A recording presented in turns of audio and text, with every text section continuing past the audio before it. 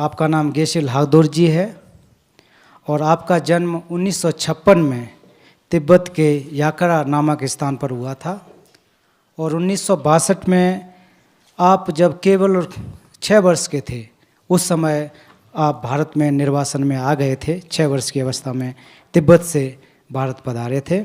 तो गेशे का अर्थ होता है कि पीएचडी तिब्बती परंपरा में 16 से 24 वर्ष लगते हैं। तो आपने पूरा उसको अध्ययन करके उसको प्राप्त किया। और गेशला जो है 1989 में परम पावन दलाई लामा के अनुवादक और धार्मिक सहायक के रूप में कार्य किया। परम पावन जी जहाँ भी जाते थे और भारत में रह कर के या विदेश में तो गेशला साथ में रह कर के ऑफिस का कार्य उनके अंग्रेजी अनुवादक के रूप में कार्यरत रहे। बौद्ध धर्म के 4 संघ भिक्षु भिक्षुणी उपासक उपासिका चारों इस हॉल में उपस्थित हैं। अब हम आपसे अनुरोध करना चाहेंगे कि हम लोगों का आप मार्गदर्शन करें। नमस्ते। शुभ पर्वतम। ये शब्द नमस्कार का मतलब आपको आता होगा, है ना? क्या मतलब है? नमस्कार मतलब आपके अंदर का जो अच्छे गुण है स्वीकार करता हूँ। तो आपको देख लो आपके पास कौन सा गुण है, आपके पास कौन सा अच्छे गुण है। आपके पास बहुत सारे अच्छी चीज़ है, आप देख लो, देखो है नहीं है, ये पहचानना बहुत ज़रूरी है। उससे फिर उम्मीद होता है। उम्मीद, एक बार मैं उधर न्यू दिल्ली में 2.5 साल तक मैं इधर काम किया था। तो एक हमारा इंडियन फ्रेंड आता था, एक दिन मेरे पास आया, यूएस लाइब्रेरी ऑफ कांग्रेस में काम करता था। वो मेरे पास आया, बोला गुरुजी मुझे बौद्ध धर्म के बारे में थोड़ा सीखना है, मुझे थोड़ा सिखा दो। मैंने बोला ठीक है, ऑफिस के बाद में आ जाना। मैं ऑफिस जाता था, ऑफिस के बाद में आ जाना। फिर ऑफिस के बाद वो आता था। कई दिनों तक मैंने जितना मुझे याद है वो मैंने समझाया। फिर एक दिन उसने बोला कि गुरुजी आप बौद्ध हैं, बुद्धिस्ट हैं और गुरु भी है ना? तो आपके पास बहुत चमत्कारी जैसे ज्ञान होगा, मुझे थोड़ा बताओ। रियलाइजेशन लगा लग रहे तोकपा अनुभव होगा। हाँ, अनुभव होगा, है ना? तो मुझे थोड़ा बताओ। तो शुरुआत में मैं थोड़ा अचंभे में रह गया, क्योंकि मेरे पास ऐसा कुछ चमत्कार है ही नहीं। मैं उड़ नहीं सकता, तीसरा आंख नहीं खोल सकता, मेरे पास कुछ नहीं है। लेकिन मेरे दिमाग थोड़ा तेज से चलता है। तो फिर सोच करके मैंने बोला हाँ, मेरे पास अनुभव बहुत है, आपके पास भी है, मैंने बोला। फिर वो देख रहा था कोई अचंभे चीज़ कुछ होगा जो मेरे पास नहीं, इनके पास होगा, ऐसे सोचता है ना हम लोग। तो मैं बोला कि मैं किसी को नहीं मारता, किसी को जानबूझकर धोखा नहीं देता। ये मेरे एक व्यक्तिगत के तौर पर छोटा लगता होगा, लेकिन आप देख लो दुनिया में अगर कोई एक दूसरे को नहीं मारता, कोई झूठ नहीं बोलता, कोई छल कपट नहीं करता, तो दुनिया क्या होगा? निर्वाण प्राप्त हो ही गया, है ना? तो ऐसा बहुत सारा आप लोगों के पास गुण है, इनको संभालना चाहिए। ये आपका ट्रेशर है, ट्रेशर। जो सोना चांदी पैसा जो है ना, वो आप बॉक्स में रख के ऊपर ताला लगा के करता है ना, करता नहीं करता, या तो बैंक में डाल देता है ना। तो आपका जो अच्छे अच्छे सोच समझ है वो कहाँ डालता है? आप उसको सुरक्षित कैसे रखता है? आप हाँ कैसे रखता है? इसको सुरक्षित रखने के लिए बैंक नहीं है, कोई बाहर का बैंक और तिजोरी नहीं है। ये अपने अपने मन में उसको जान पहचान हो करके फिर आपने एक निर्णय लेना है कि ये मेरा बहुमूल्य चीज़ है, इसको मैं कभी नहीं छोड़ूंगा। क्योंकि यही जो अंदर का जो गुण है वही आपको काम आने वाला है। हम लोगों को पैसा चाहिए, ज़रूर चाहिए, रिश्तेदार भी चाहिए, लेकिन इसमें इतना भरोसे से हम नहीं बोल सकता है कि ये हमारा काम आएगा। जो भी आपके मन के बाहर हैं, चाहे पैसा हो या रिश्ते हो या धन दौलत जो भी है, जो आपके बाहर में है, वो आपके काबू में कभी नहीं होता है। लाख कोशिश करने पर भी ये आपके काबू में नहीं आने वाला है। ठीक है ना? जैसे कि हम सोचते हैं कि आज तो मौसम अच्छा है, कभी कभी यहाँ बहुत ज़ोरदार बारिश होता है, कभी कभी बहुत तेज सूरज होता है। फिर हम लोग सोचते हैं ये सूरज का जो तेज है, गर्मी का जो जलन, उसको थोड़ा कम हो जाए। उस वक्त फिर हमको क्या करना चाहिए? वो गर्मी बाहर से आ रहा है ना, आपके काबू में है नहीं है। तो हम लोग फिर भी क्या बोलते हैं, जब गर्मी होगा तो गुस्सा हो जाते हैं, साले ये सूरज, साले ये मौसम, हाँ बारिश रुकता है नहीं, गुस्सा हो जाते। बेवकूफ़ है हम लोग। आपके गुस्सा होने से सूरज थोड़ी बोलेगा सॉरी मैडम मैं थोड़ा ठंड हो जाऊंगा, बोलेगा नहीं बोलेगा? हाँ, बारिश भी ऐसे बोलेगा नहीं बोलेगा? नहीं बोलेगा ना। तो आपका गुस्सा होना बेकार है। ठीक है ना? तो इस चीज़ से हमने सीख करके अपने समाज में या आपके परिवार में कम से कम 5-6 लोग रहते हैं ना, पिताजी माताजी भाई बहन या लड़का लड़की जो भी है, तो सब ये 5-6 जो सदस्य है वो सब एक भगवान जैसे होता है नहीं होता है? सब मुस्करा के बैठा है, रोज एक दूसरे को गलत शब्द नहीं कहता है, हर बार नमस्कार मैं मदद करूं ऐसे बोलेगा? रोज नहीं बोलेगा ना। कभी गुस्सा हो जाएगा, थोड़ा लड़ाई भी हो जाएगा। तो इस वक्त आपको ये सोचना है कि ये भी मेरा पिता माता भाई बहन लड़का लड़की जो भी, ये भी इंसान है, इसको भी सुख चाहिए, इसको भी दुख नहीं चाहिए मेरी तरह। ये मैंने खरीदा हुआ चीज़ नहीं है, ये सामग्री नहीं है, ये इनको भी खुशी से जीने का हक है। रेस्पेक्ट करना चाहिए। आपके वाइफ को रेस्पेक्ट करना है, हस्बैंड को रेस्पेक्ट करना है, बच्चे बहन जो जितना भी सबको रेस्पेक्ट करना चाहिए। ऐसा नहीं कि ये पूरा जो परिवार सदस्य है मेरे हुक्म से ही चलना चाहिए। अब समझ में परिवार में थोड़ा उम्र में बड़ा हो, अनुभवी हो तो समझा सकता है, लेकिन ऐसा सोचना गलत है कि ये मेरे काबू में है, ये मेरा चीज़ है, मेरा सामग्री है, ऐसा नहीं है। रेस्पेक्ट करना चाहिए। ठीक है? तब बनता है। शक्ति प्रदर्शन करके किसी को काबू में नहीं रख सकता है। आजकल देखो दुनिया में लड़ाई हो रहा है, छिड़ रहा है बहुत सारा जगह में, यूक्रेन रशिया लड़ रहा है, हाँ हर कुछ ख़त्म कर रहा है, न्यूक्लियर बॉम्ब फेंक करके। चीन और ताइवान सब जगह में ये क्यों हो रहा है?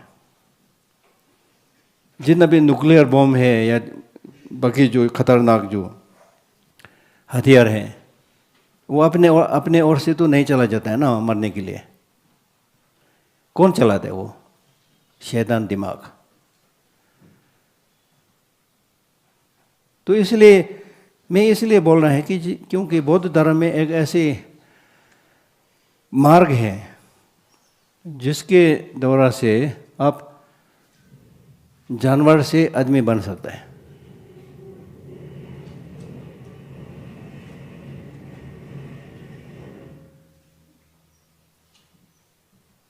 हमारा शुरुआत कहाँ से हुआ? जानवर से ही हुआ। तो इसलिए अभी भी जानवर का सोच विचार हमारे अंदर में है। अभी भी जानवर का सोच विचार, जानवर का तरीका हमारे अंदर में फंसा हुआ है, सदियों से आया हुआ है। अगर 2-3 के या समाज या परिवार के सदस्यों के बीच में असहमति हो गया तो हम लोग एक दूसरे के गला काटने के लिए तैयार हो जाता है कि नहीं है? अगर किसी ने आपको गलत किया तो तुरंत उसके पर झपटना, उसके गले दबाना या मारना पीटना, ये जानवर का काम है, आदमी का काम नहीं है। जानवर तो यही कर सकता है, और क्या कर सकता है? जानवर के पास वो वार्तालाप नहीं है, लैंग्वेज नहीं है, समझा बुझा नहीं कर सकता है, सोचने के लिए दिमाग भी हमारे जैसे तेज नहीं है, तो फिर क्या करेगा? बस शारीरिक शक्ति है उसको इस्तेमाल करके दूसरों को मारना, यही इनका काम है। तो हम लोग भी यही करें तो हम लोग जानवर हैं, आदमी नहीं है। आदमी के पास जितना भी हम लोग बोलते हैं ना, जो कर्ता का मानने वाला है, तो जो कर्ता ने जितना भी कुछ किया है, एक अनोखा चीज किया है। ये अनोखा चीज ये है कि हमारे दिमाग में सोच विचार का क्षमता है। गलत क्या है, सही क्या है, दूसरों के भलाई में क्या होना चाहिए, अपने भलाई में क्या होना चाहिए, आज क्या होना चाहिए, कल क्या होना चाहिए, 5 साल के बाद क्या होना चाहिए, हाँ, अगले जन्म में क्या होना चाहिए, ये सब हम लोग प्लान कर सकते हैं, सोच सकता है। इस दिमाग का शक्ति जो है उसको सही ढंग से इस्तेमाल करने से परम पावन दलाई लामा जी बन जाता है, मदर टेरेसा बन जाता है, नेल्सन मंडेला बन जाते हैं, महात्मा गांधी बन जाता है। एक ही आदमी दलाई लामा जी, एक ही आदमी महात्मा गांधी, एक ही आदमी ने कितने हजार लोगों को फायदा पहुंचाता है। वही आदमी है जिसका दिमाग ठीक करने से, वही आदमी जिसका दिमाग गलत रास्ते पर जाने से दूसरों को मारने वाला जो लीडर बहुत है आजकल दुनिया में, ये बन जाता है। माओ सेतुंग बन जाता है, हिटलर बन जाता है, अभी भी बहुत सारा बैठा है, मैं नाम नहीं लूँगा। फिर इस तरह के जीवन जीने से क्या फायदा है, जी के क्या फिक्र करेंगे, है ना। जैसे कि हम लोगों ने शुरुआत किया कि मैंने पूछा नमस्कार, आप लोग भी नमस्कार, meaning I respect the good things in you. आपके अंदर जो अच्छा चीज़ है उसी में सत्कार करता हूँ। आपने भी बोला, मैं भी सत्कार करता हूँ। आपके अंदर जो अच्छे गुण है, मेरे अंदर जो अच्छे गुण है, उसको जान पहचान हो करके उसको रेस्पेक्ट करना, सत्कार करना, ये हमारा काम है। फिर मैंने बोला शुभ पर्वतम, अशुभ पर्वतम नहीं बोला था ना मैं, शुभ पर्वतम। अब ये शुभ पर्वतम बोलने से, just by saying good morning, good morning, शुभ पर्वतम बोलने से ये मॉर्निंग थोड़ी शुभ हो जाएगा। बोलना चाहिए, बोलने के बाद फिर क्या करना चाहिए आपको, पूरा जो मॉर्निंग है वो अच्छा हो, प्रयास करना चाहिए उसको। फिर आपके नाम के प्रति देखो, जितना भी नाम है आपके पास, आपका नाम क्या है, पूजा, कितना अच्छा है आपका नाम, प्रोमिला, प्रोमिला, दृष्टि, सब अच्छे अच्छे नाम है ना। ऐसा कोई नाम होगा शैतान, किसी का नाम है शैतान, जानवर या भूत, काला भूत ऐसा नाम नहीं है ना। अगर हमने बुराई करना है तो नाम ऐसा नाम रखना चाहिए, नाम रखो शैतान, फिर कम भी करो शैतान। ये हम लोग नाम तो अच्छा अच्छा, सबके पास अच्छा अच्छा नाम है, पूजा, हाँ राम या श्याम या कितना अच्छा अच्छा नाम है, कैलाश जी, हाँ नाम अच्छे अच्छे नाम है, ठीक है ना। तो जितना अच्छा नाम आपके पास है उतना काम आपने करना है। हमारा तांत्रिक जो अभ्यास है, उपदेश है, उसमें एक ऐसा चीज़ है वहाँ जहाँ आपको एक नया नाम दे जाता है। देखिए फिर आपको गुरुजी बोलेगा, आपके नाम से पुकारेगा, पुकारने बाद आपको सोचना है कि ये नाम सुनते ही मेरे अंदर बहुत आनंद ही आनंद हो गया, खुशी खुश हो गया। इसी तरह आपका नाम कोई अगर पुकारा तो सोचना है मेरा नाम इतना अच्छा है, मेरा जीवन भी ऐसे ही जीऊँगा नाम के मुताबिक, ठीक है ना, है कि नहीं। अगला सवाल, आपको सुख चाहिए नहीं चाहिए, कितने लोगों को चाहिए। हो बड़ा लालची ग्रुप निकाला। सुख चाहिए ना, सुख चाहिए, आपने बोला था ना, मैंने जबरदस्ती तो नहीं किया, सुख चाहिए ना। दूसरा प्रश्न, सुख कितने दिन के लिए चाहिए, हाँ परमानेंट बोलता है ना, चाहिए ना परमानेंट। लेकिन अब ऐसे नहीं जी रहे हैं जैसे कि आपको परमानेंट सुख चाहिए। चाहता बहुत है, करता बहुत कम है। ये सोचने वाली बात है, क्योंकि अभी बौद्ध धर्म के बारे में गुरुजी लोग सब लोग बहुत गहराई से आपको समझाएगा। मेरा हिंदी इतना अच्छा भी नहीं है, गहराई में जा भी नहीं सकूँगा, जाने का मन भी नहीं है मेरा, है ना। लेकिन मैं इतना आपको सोचने के लिए मजबूर कर दूंगा।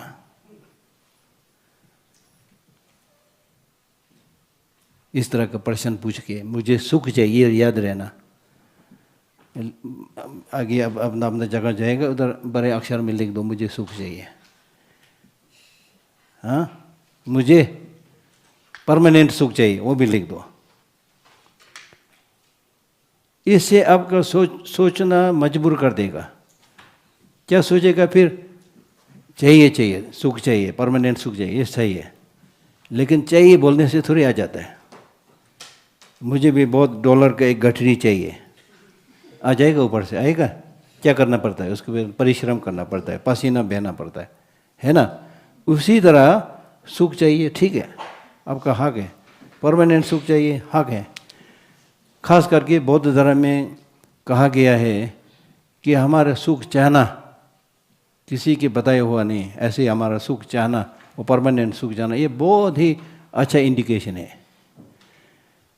इसका मतलब है कि अब मेहनत करने से, परिश्रम करने से परमानेंट सुख प्राप्त हो सकता है, निर्वाण प्राप्त हो सकता है, बुद्धता प्राप्त हो सकता है। आपके पास ये क्षमता है, इसलिए ये अंदर के आवाज़ से बोल रहा है कि हमको परमानेंट सुख चाहिए। ये ठीक है, आपको चाहना ठीक है, सुख चाहना, परमानेंट सुख चाहना ठीक है। लेकिन तीसरी पर्सन जो है वो सुख प्राइमरीली कहाँ से आएंगे, ज़्यादातर कहाँ से आएगा वो सुख, परमानेंट सुख कहाँ से आएगा? थोड़ा कुछ इधर उधर से आ सकता है, लेकिन मैं बोलता है ना प्राइमरीली ज़्यादातर ये जो परमानेंट सुख है उसका जो मेन खास स्रोत है, सोर्स है, वो कहाँ है, कहाँ से आएगा? हाँ, देखो, जब हम लोग बैठ के थोड़ा सोच के जवाब देने से जवाब ठीक देता है, अंदर से आएगा। अपने दैनिक जीवन में ऐसे सोचता है ना, दैनिक जीवन में आपके भागदौड़ जिंदगी में हम लोग सोचते हैं सुख बाहर से आएगा, इसलिए दौड़ रहा है आजकल पूरा दुनिया।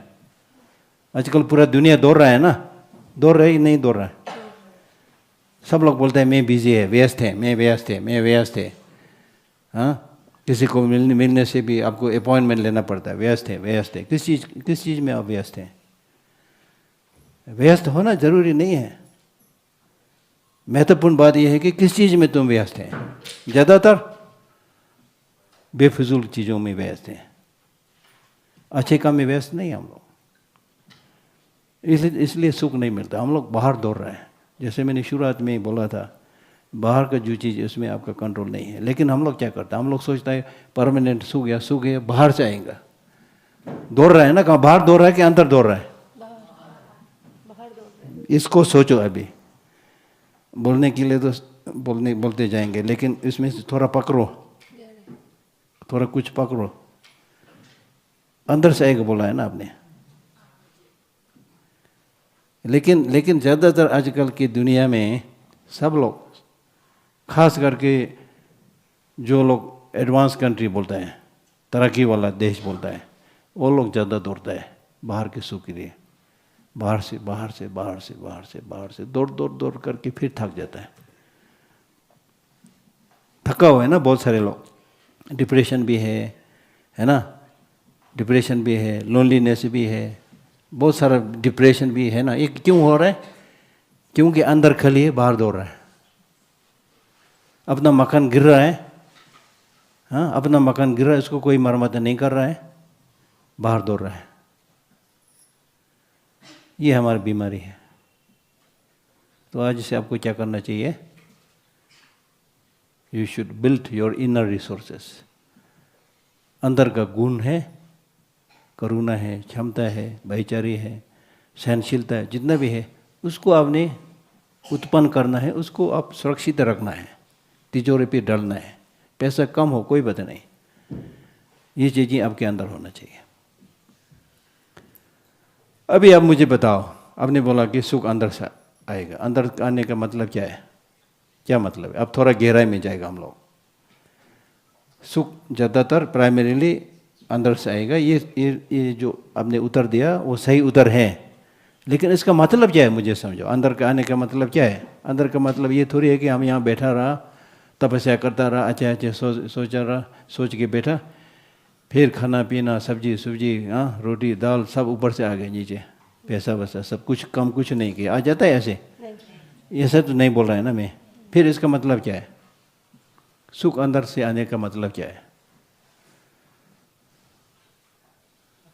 या बुद्ध भगवान से प्रार्थना करो या किसी से भी प्रार्थना करके बैठो, बहुत अच्छा है, लेकिन इसे आपको खाना देने वाला नहीं है। फिर इसका मतलब क्या है? हर चीज में अपने आप को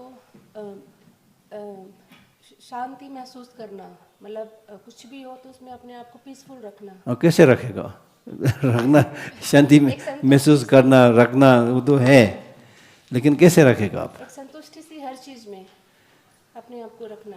हाँ, जो भी हो रहा है चलो ठीक है। हाँ, तो इसमें भी दो बात है। संतुष्टि होना जरूरी है, लेकिन संतुष्टि में भी दो तरह का है। एक तो परिश्रम नहीं करके संतुष्ट होकर बैठता है, वो भी तरह की नहीं होता है फिर। परिश्रम जरूरी है, हाँ, परिश्रम करो, जितना हो सके करो, फिर उसके बाद संतुष्टि होना चाहिए, वो है। लेकिन मेरे जो उत्तर है वो थोड़ा गहरा है। गहरा मतलब परम सुख या सदा चलने वाला सुख, जो भी आप नाम बोले, वो अंदर से आएंगे, हम लोग बोला था ना। वो अंदर का आने का मतलब है कि आपका सोच विचार है वो प्रकृति के नियम के मुताबिक चलना है, ये मैं बोल रहा है। ये थोड़ा गंभीर है, उसको थोड़ा सोचना पड़ता है। आपका सोच विचार जो है वो प्रकृति के नियम के मुताबिक, ये थोड़ा गहरा है, ठीक है। अभी प्रकृति का नियम के मुताबिक मतलब प्रकृति का नियम क्या है? अनित्य, बिल्कुल सही बोला। जवाब दुरुस्त बोलते हैं ना, जवाब दुरुस्त। और शून्यता, जवाब दुरुस्त। और हाँ, अनात्मा, बिल्कुल जवाब दुरुस्त। ग्रेविटी का सिद्धांत, जो भी प्रकृति का नियम है उसको जानना और उसी के मुताबिक जीना चाहिए। इसलिए बौद्ध धर्म में सर्वप्रथम अनित्य के बारे में बोला है। बुद्ध भगवान जो है, बुद्धता प्राप्त करने के बाद मनुष्य और देवगण उनके पास जा करके हाथ जोड़ करके बोला कि आपने एक अमृत जैसा शिक्षा प्राप्त किया है, मुझे भी थोड़ा बांटो, उपदेश दो। फिर बुद्ध भगवान ने तुरंत सहमति नहीं दिया, उपदेश नहीं दिया। उसने बोला कि मैंने एक ऐसा चीज पाया जो गंभीर है, जो शांतिपूर्ण है, जो व्याख्या नहीं कर सकता है, जो परबसवार है, जो कारण और हेतु से बना हुआ नहीं है। इस तरह का अमृत मैंने पाया है। किसी को भी ये हमने बांटेगा या शेयर करने से दिमाग में, खोपड़ी में नहीं घुसेगा। तो मुझे अकेला छोड़ दो, मुझे अपना तपस्या करने दो, मुझे डिस्टर्ब मत करो, यही बोला था शुरू। फिर बार बार बोला, बार बार बोल के फिर जब उसने उपदेश दिया तो 4 आर्य सत्य। 4 आर्य सत्य के सबसे 4 आर्य सत्य में प्रथम आर्य सत्य है दुख आर्य सत्य। दुख आर्य सत्य को 4 विशेषता से बताया गया। उसमें सब प्रथम है अनित्य। जो बौद्ध धर्म का शुरुआत है, शुरुआत जो उपदेश है वो अनित्य। और जब वो शरीर छोड़कर निर्वाण प्राप्त होने जा रहा था उस वक्त भी अनित्य। जो कारण और हेतु से बना है वो अनित्य है। बुद्ध भगवान भी अनित्य है। जा रहा है आपके सामने, आप देखो, आखिरी बार तुम देखो, जी जान से देखो बोल के फिर वो चला गया। ये जो उपदेश अनित्य का उपदेश है वो ठीक से आप सोचने से आपके जीवन बिल्कुल बदल जाएगा। हम लोग सोचते नहीं है, प्रयास नहीं करते हैं, सोच दिमाग में नहीं बैठता है, हम लोग सोचते नहीं है। इसको समझने से आपका जीवन बिल्कुल बदल जाएगा।